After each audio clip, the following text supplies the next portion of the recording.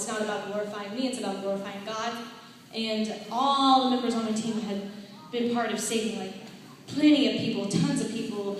And I was just like, there's not one person that I've been able to get to. And God's totally like, Hannah, it's not you. It's not your gospel. You didn't die on the cross. It was Jesus. And I was just like, oh yeah.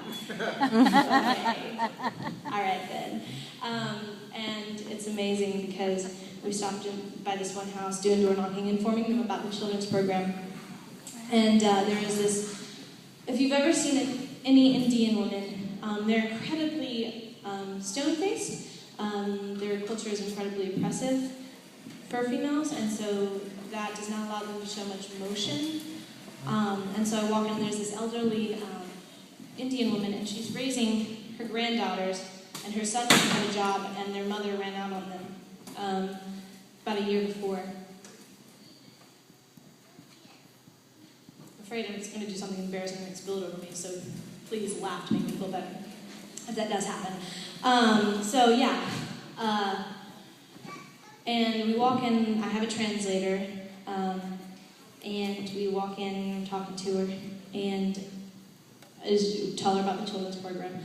I just get this overwhelming sense of just like, you need to hug this woman. You just need to wrap your arms around her and hug her. And that's, of course, my love language. I just love hugging people and touching them, patting them on the head. Good job, Jesus loves you. And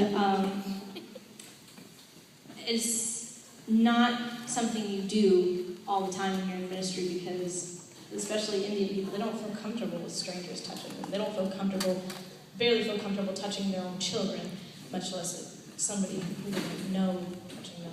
And so I was just like, okay, God, whatever you say. And so I just, before I leave, I have the lady translate that I'm just going to hug her, and the woman just kind of looks at me and goes, okay.